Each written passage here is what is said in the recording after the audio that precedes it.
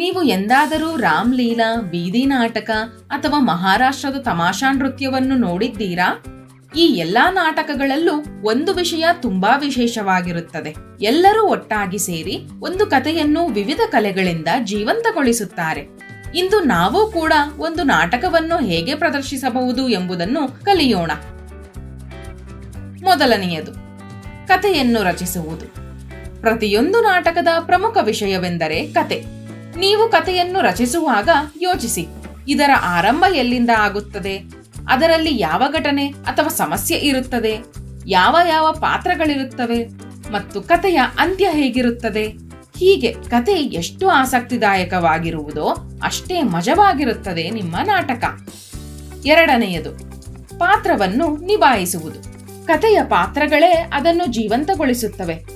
ನೀವು ಯಾವುದೇ ಪಾತ್ರವನ್ನು ನಿಭಾಯಿಸಿದರೂ ಆಗ ಇದನ್ನು ನಿರ್ಧರಿಸಿಕೊಳ್ಳಿ. ಅವನ ಧ್ವನಿ ಹೇಗಿರುತ್ತದೆ, ಅವನು ಹೇಗೆ ನಡೆಯುತ್ತಾನೆ ಮತ್ತು ಹೇಗೆ ಮಾತನಾಡುತ್ತಾನೆ.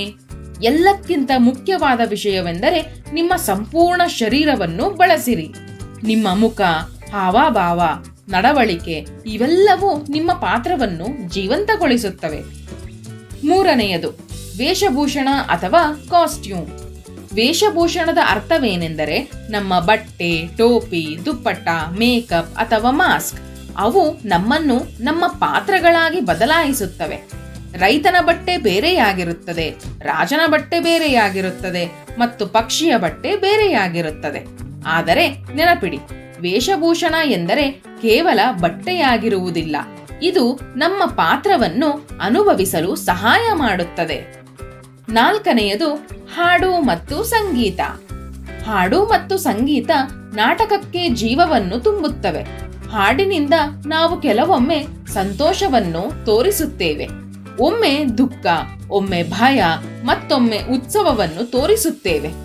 ಸಂಗೀತ ನಮ್ಮ ಕಥೆಗೆ ಮತ್ತಷ್ಟು ಆಳವನ್ನು ನೀಡುತ್ತದೆ.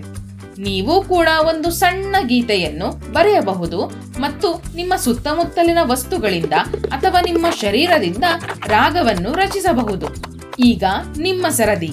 ನಿಮ್ಮ ಸ್ನೇಹಿತರೊಂದಿಗೆ ಸೇರಿ ಈ ಎಲ್ಲಾ ಕಲೆಗಳೊಂದಿಗೆ ಆಟವಾಡಿ ಮತ್ತು 1.5 ರಿಂದ 2 ನಿಮಿಷಗಳ ನಾಟಕವನ್ನು ರಚಿಸಿ ನಮ್ಮೊಂದಿಗೆ ಹಂಚಿಕೊಳ್ಳಿ.